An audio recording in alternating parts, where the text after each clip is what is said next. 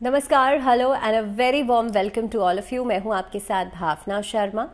Monthly series में हम पहुंच चुके हैं इन वीडियो तक, जिसमें कि हम बात करेंगे पाइसेस यानी कि मीन राशि वाले लोगों के लिए मई का पूरा महीना कैसा रहेगा। आपकी personal life, professional life, health, career, हर एक एस्पेक्ट को हम डिस्कस करेंगे। लेकिन उससे पहले मैं आपको एक ओवरव्यू दूंगी जिसमें कि प्लैनेटरी ट्रांजिट्स का क्या कुछ असर पड़ेगा आप सबके ऊपर, इसके बारे में हम बात करेंगे।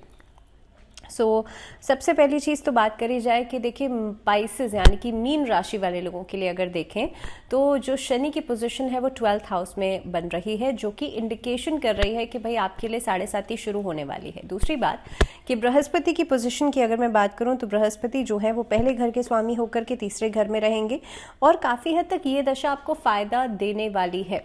दैट मीन्स इस अवधि में आप देखेंगे पैसा कमाएंगे, हर चीज़ को बैलेंस करके चलेंगे। एक पारिवारिक स्तर पर भी अगर कोई काम आप करते हैं, दैट मीन्स कोई बिजनेस आप करते हैं, तो उसमें आप उस काम को फ्लरिश कर सकते हैं।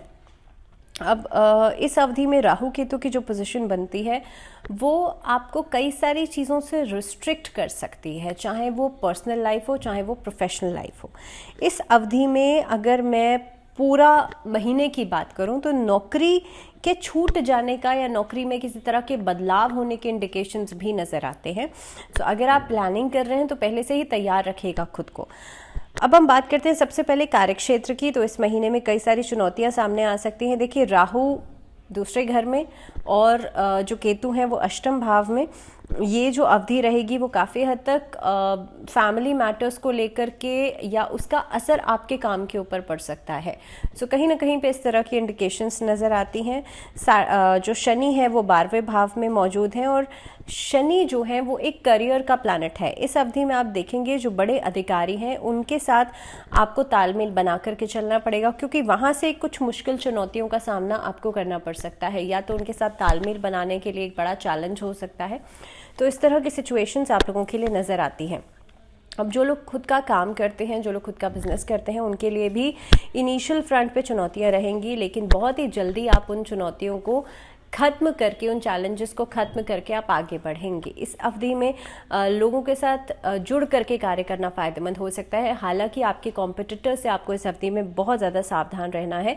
बिजनेस में कोई बड़ी डील्स आप सोच समझ के फाइनलाइज कीजिएगा, क्योंकि वहाँ पर कहीं ना कहीं पे जब डॉक्यूमेंट्स आप साइन करेंगे, किसी तरह की कोलैबोरेशन में कोई काम आप करेंगे, तो वहाँ पर प्रॉब्लम्स आ सकती हैं। अब आर्थिक स्थिति की बात करी जाए तो देखिए आर्थिक स्थिति के लिहाज से इस महीने के अंदर एक मैं ग्राफ की बात करूँ तो वो ऐसे बनेगा, there be up, there be down. So आपको हर चीज़ के लिए रिजर्व करके रखनी पड़ेंगी चीज़ें, और ख़ास तौर पे आपके रिसोर्सेज। अब जो शनि की पोजीशन राहु और केतु की पोजीशन में देख पा रही हूँ यहाँ पर, उसमें कम समय में ही आप ज़्यादा पैसा कमाने की कोशिश करेंगे, रिस्क फैक्टर्स की तरफ आगे बढ़ेंगे इस अवधि में।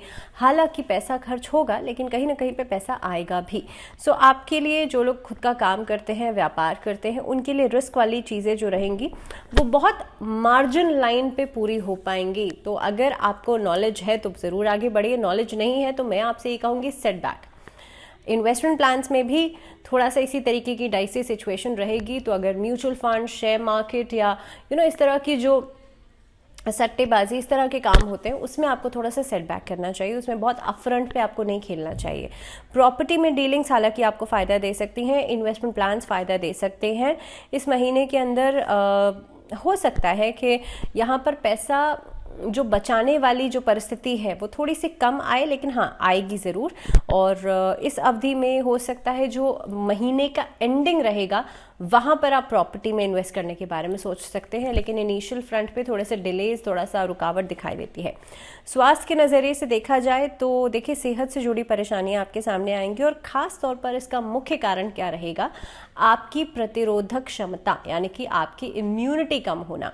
इस अवधि में खान पीन पर ध्यान नहीं देंगे, काफ़ी हद तक आत्मविश्वास में कमज़ोरी रहेगी, जिसकी वजह से कहीं ना कहीं पे टाइमिंग इस तरह का हो सकता है कि आपका बैलेंस डाइट आप नहीं ले पाएंगे। सुबह शाम का एक रूटीन नहीं बन पाएगा, जिसकी वजह से बैलेंस डाइट नहीं बन पाएगी।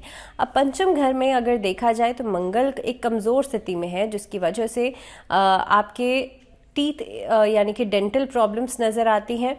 आईज में इन्फेक्शन होने के चांसेस नज़र आते हैं और साथ ही साथ में एंग्जाइटी या तनाव जैसी स्थितियां भी नज़र आती हैं। इस अवधि में जितना हो सकता है आप अपने थ्रोट का, अपने रेस्पिरेटरी ट्रैक का बहुत ज़्यादा ध्यान रखें। पैरों में दर्द, जोड़ों में दर्द की समस्या या ख़ास तौर पे सांस लेने में दिक्कत की समस्या परेशान कर सकती है। अगर छोटी सी भी परेशानी होती है उसको आप डॉक्टर से परामर्श ज़रूर कीजिएगा। कुल मिलाकर के सेहत जो है वो बहुत ज़्यादा बेहतर नहीं रहेगी, लेकिन हाँ, आप अगर इस चीज़ को बहुत केयरफुली हैंडल आउट करेंगे तो इतना मुश्किल भी नहीं है। अगर मैं रिलेशनशिप्स की बात करूं तो देखिए, राहु केतु की जो परिस्थिति बनती है वो लव रिलेशनशिप्स के लिए बहुत अच्छी नहीं है। हालांकि वैवाहिक जीवन के लिए महीने की शुरुआत में थोड़ी सी डिफ़िकल्टीज आ सकती हैं, थोड़ी सी परेशानियां आएंगी, लेकिन धीरे धीरे करके वो चीज़ें सॉर्ट आउट हो जाएंगी। शनि जो हैं वो इस अवधि में शनि की पोजीशन और शुक्र की पोजीशन को देखते हुए आपके लिए लगभग 14 मई के बाद रिश्तों में सुधार की उम्मीदें लगती हैं।